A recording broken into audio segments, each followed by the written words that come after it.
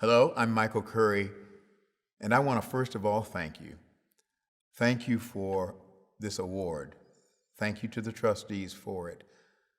Thank you for the work that you do in fostering true and real reflection, dialogue, and consideration of religious faith in our life in the world. Thank you for what you do. It matters. And thank you for this honor. The experience of preaching at the royal wedding a year ago was a great honor and a great privilege. A great honor to be with a young couple who were beginning their life together. A great honor to have an opportunity to preach God's word, to maybe say something about the heart and the soul and the core of the Christian message to a rather remarkable audience. It was a great honor and a privilege.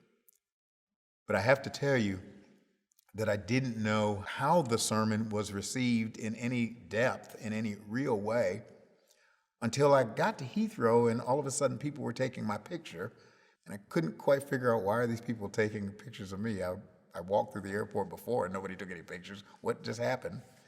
And then when I got to the ticket counter, the ticket agents all came around and we took a big selfie picture, and I went to the airport lounge, and the staff in the airport lounge said, "Can we take a big selfie with you?"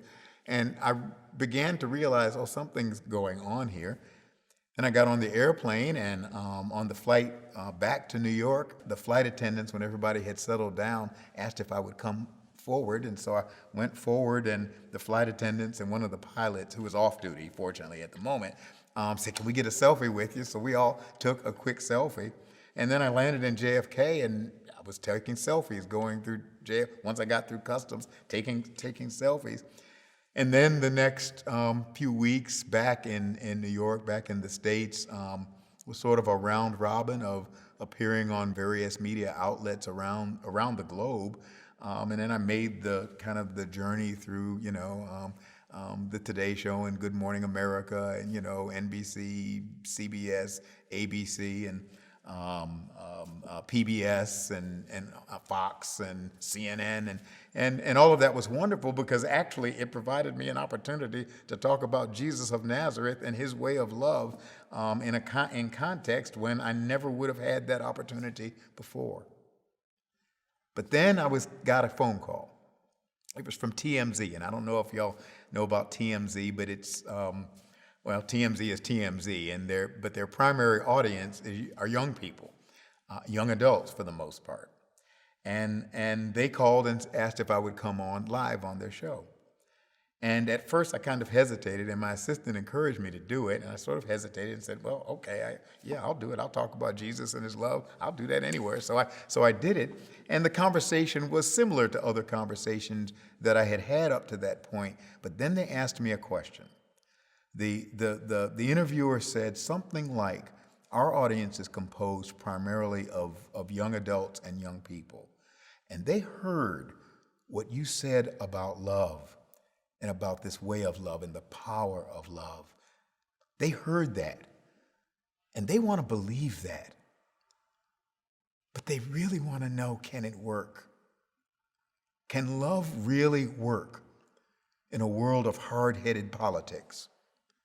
Can love really work in a world where hatreds and bigotries and violence are real?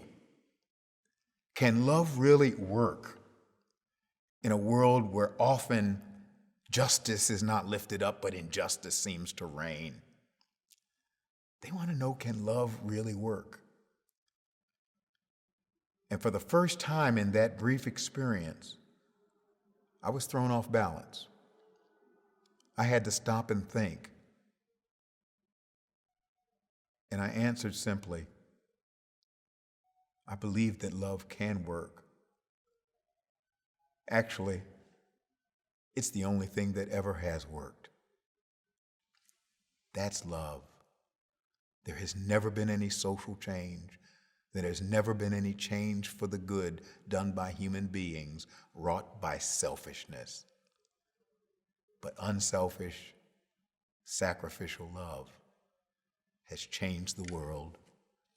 It's changed it before, it can change it again. It's the way of Jesus. It's the way of God. And it's the way of life.